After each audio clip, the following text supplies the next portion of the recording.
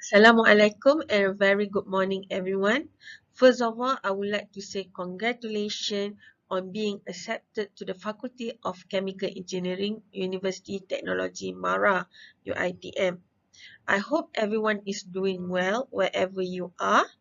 Please take care of yourself and most importantly, you are ready to start your university life with the new norm through online learning. My name is Nur Hidayati binti Osman. I am the Head of Department HOD or Ketua Pusat Pengajian KPP for Bachelor Engineering on Oil and Gas or Program Sarjana Muda Kejuruteraan Minyak and Gas. Sometimes students refer as EH243. So you can call me Dr. Yati. And my office is at Block 5, Level 10, Faculty of Chemical Engineering.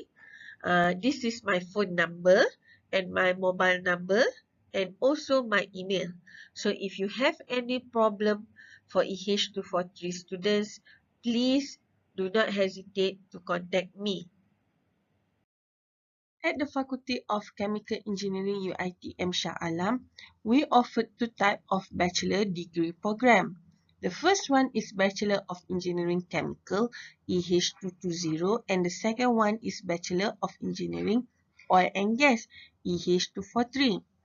EH243 is a unique 4-year program which combines petroleum, gas and exploration engineering. It is the first of its kind to be introduced in a Malaysian university to cater to the needs of the ever-demanding oil and gas industry activities. Why do I say it is the first of its kind? So basically, a common degree used for oil and gas industry is petroleum engineering.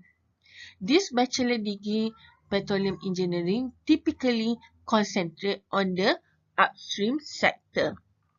Whereas for our bachelor degree, we not only concentrate on the upstream sector, but we also look upon into the midstream and also downstream sector. So what is actually upstream, midstream and downstream sector? I believe you all will learn this in detail throughout your degree program, but let me share you basically what is oil and gas industry activity all about. The first sectors in oil and gas industry activity is what we call the upstream sector. So this sector usually involve the activities of finding and producing hydrocarbon. So basically at this sector, you will start to find your oil and gas and then you start or what we call exploration and then you start to produce. This sometimes is called as subsurface engineering. The second sector is the midstream sector, where in this sector it involves processing, storing, transporting and marketing of oil and gas products. So processing is typically an offshore process. So basically this processing aim is to remove the unwanted product for it to be safely transported to the onshore site. And then you also have the storing process because at offshore you sometimes need to store some of your product. And the third one is the downstream sector. At the downstream sector, you will do refining, which is a process where you tailor your oil and gas feed to the requirement of customer. And once you refine your product, then you will start to distribute to a market. So this is downstream processes. So usually petroleum engineering will be concentrating on the upstream process, whereas chemical engineer will concentrate on the downstream process. So the advantages of this Bachelor of Engineering Oil and Gas, you won't not only cover the upstream and downstream, but you also cover the most important sector in oil and gas industry, which is the midstream process. In this program, you will learn on the application of engineering principle to the design, development, and operation of system for locating and extracting crude oil and natural gas, including mining and drilling system. You will also be exposed to the processing and separation system, facilities, transportation, and related environmental and safety system. So if you look at what you are going to learn, actually your career prospect is much bigger. So you can be a geoscientist, petrophysics, well log, petroleum engineer or reservoir engineer, drilling or production engineer, which is all are on the upstream side. You can also be at the midstream sector, which is facilities, pipeline engineer, and so on. And you can also be at the downstream sector, which is refining, safety, and other related engineering section. Some of you might, ask, uh, do you have a future learning oil and gas degree program? Please bear in mind that when the oil and gas industry sometimes, bila oil and gas industry atau harga minyak jatuh, people will think that there will be no job for you guys. But believe me that when oil and gas price are lower, of course, dekat upstream sector tu, they will cut down the activities. But then the midstream process and also the downstream process will carry out as usual. Because you nak beli minyak, people still pakai minyak and all the plastics based product, all your chemical based product are based from petroleum. So the process at the midstream and downstream are still active. So you have don't worry on this part. Now we are going to look into your degree program in details. So basically there are two entry qualifications for this program. The first one is STPM matriculation or Asasi, where your study duration will be for 8 semesters or 4 years.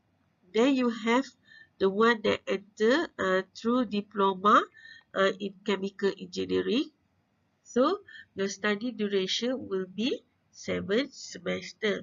Your study plan ID is 7242. So basically from this study plan, you can see that the courses that you are going to take will be divided into 4 types. The first one is chemistry and math based courses, and then we have what we call core courses. Core courses is really related to your oil and gas engineering program, and then we have non-core courses and also elective or specialization. This is a study plan for the matriculation assessing or STPM intake. So what we can see here that on the left hand side we have the semester, which is semester 1 until semester 8.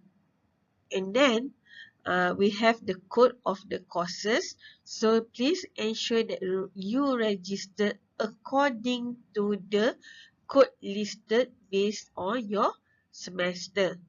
Then this is the code name, and then this is the prerequisite.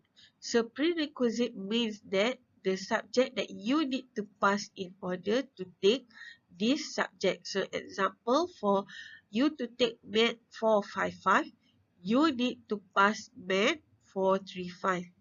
So only few subjects that have prerequisite, such as here, in order to take Reservoir Engineering 2, you must pass Reservoir Engineering 1. Okay, and then this is the credit hours. So means that this will be this is the credit hour. Then you have this is the class, the tutorial, and the M is for makmal lab. Okay, so you can see that example is for CTU 552, you will have 2 class time.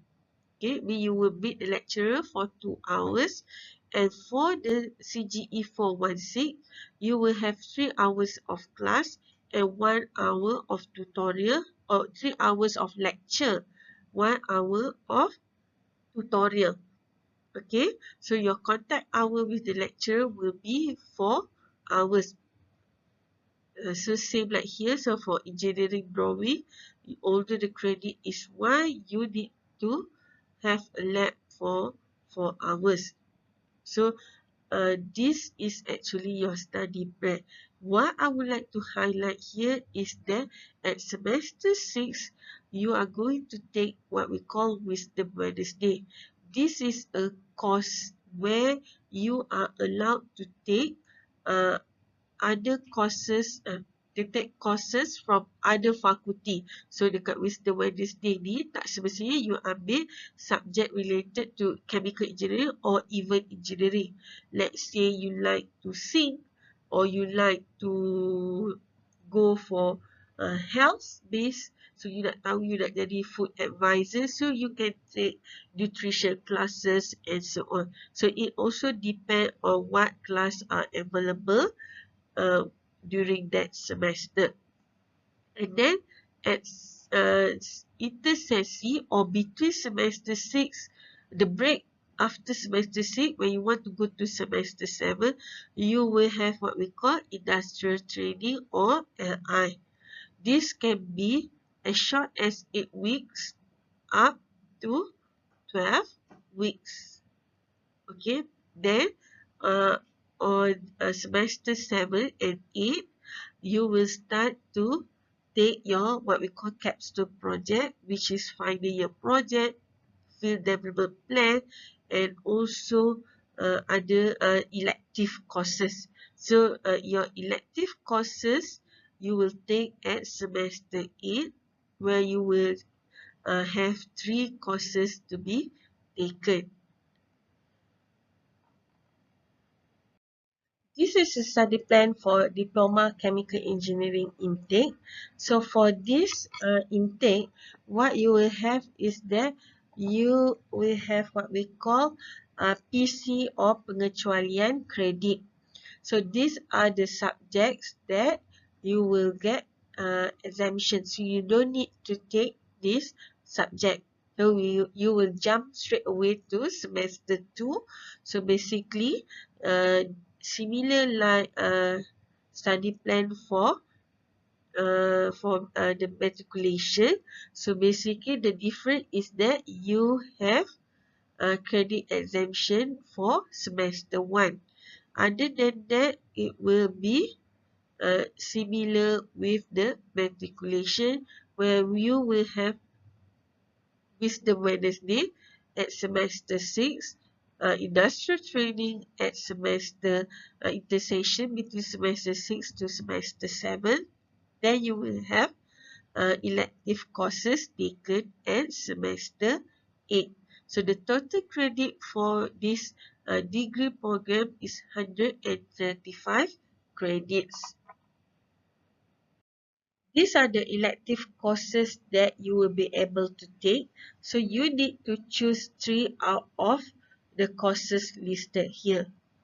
However, the selection of the courses offered are depending on the availability of the lecturer. So basically, these courses cover the upstream. Let's say you want to learn more on the production engineering, so we have the advanced production engineering. Then we have the midstream sector, such as platform architecture, well testing, gas transmission and distribution. And also we have the downstream sector, which is refining and optimization, and also process engineering. This is the picture of the active lecturers in EH243 program. Currently, we have about 21 lecturers, and then we have 5 lecturers that are doing their PhD. If you want to get more details about these lectures, such as name and also email, please go to the faculty website and look under staff directory. This is the picture of your academic advisor. So for this intake, we have two groups for part 1 and one group for part 2. So for part 1A, your academic advisor is Associate Professor Dr. Kamariana Ismail. So this is her handphone number and this is the office. So when you come back next semester, please come and meet her for meeting. And then for Group B, your academic advisor is Encik Muhammad Fazri Irfan Ahmad Fuad. This is his contact number and his office is at level 14, Fakulti Kejuruteraan Mechanical in Tower 1. Okay, and for part 2, we have Puan Nurul Aibi Ghazali. This is her contact number and her office is at level 14, Fakulti Kejuruteraan Mechanical Tower 1. Due to the current situation in our country, students need to adapt to open distance learning system or ODL. Basically, in ODL, the communication between you and lecturers can be carried out in two ways. The first one is what we call asynchronous and synchronous. So basically, asynchronous is where the communication is not on a real time. Meaning that your lecturer will have probably will record the video and send to you through email or Google Drive or through WhatsApp group or Google Classroom for you to study at your own pace, and then probably they will do later on a synchronous meeting through Google Meet or Microsoft Teams or WebEx to explain about the notes or to discuss. So in order for you to survive this semester, there are a few tips that I would like to share. The first one is that you need to always communicate with your lecturers. So the communication is a very important tool. If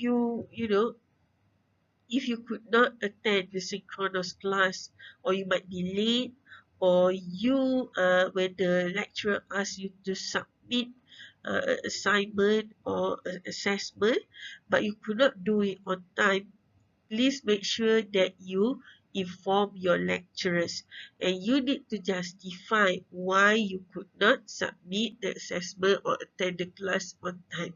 So don't give a lame excuse such as you could not submit the assignment because you are on holiday with your parents.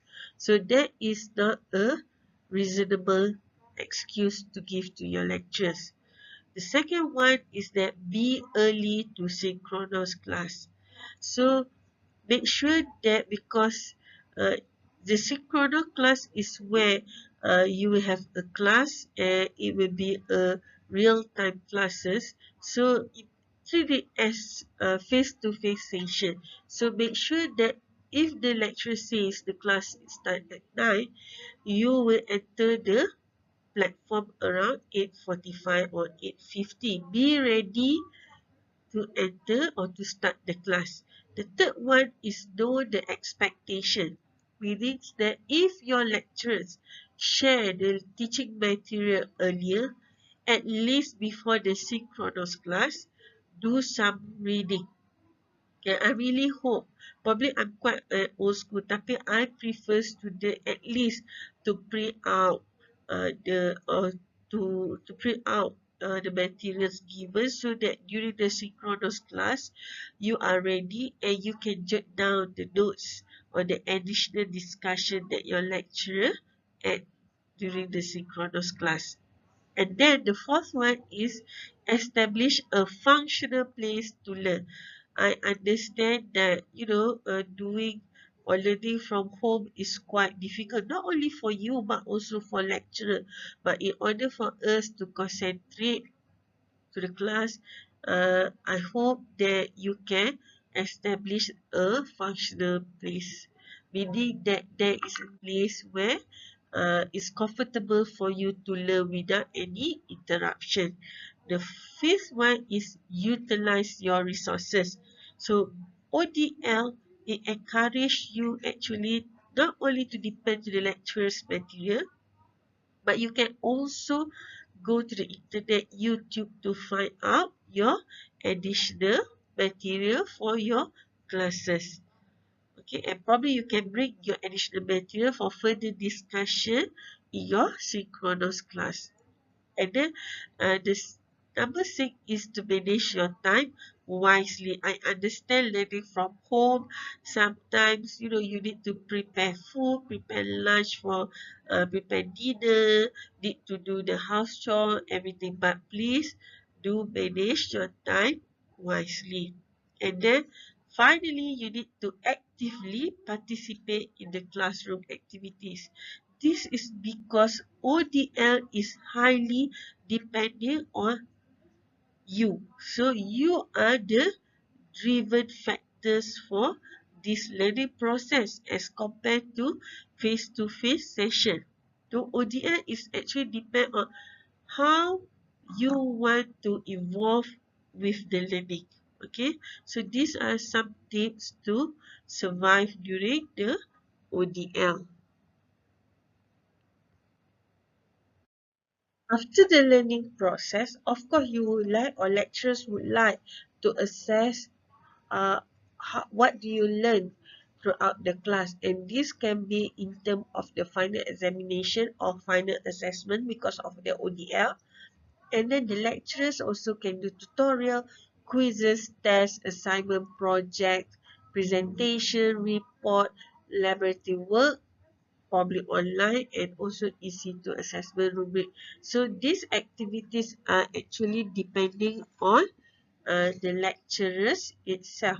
So I believe if you have any question, you can ask the lecturers for in details on the assessment process. I also would like to share with you the do's and don'ts as a student. First, make sure you follow your study plan. So you need to register the courses as listed as the study plan, and please don't change the group because your best friend in the other group. And then if you have or if you need to repeat a subject, please don't wait too long because the study plan might change, and probably the subject that you need to repeat or the courses that you need to repeat will not be offered when the study plan change.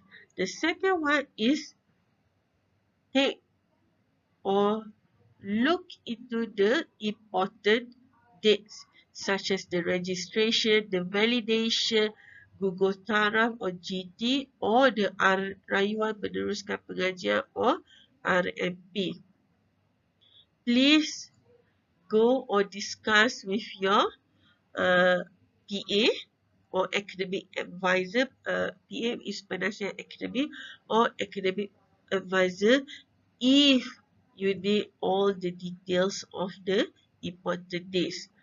And then in terms of the online classes, if the classes is synchronous, so please check with your lecturer whether it is compulsory or not compulsory to attend. Some lecturer, they might take the attendance as compulsory. So do ask them or discuss with your lecturer on this matter.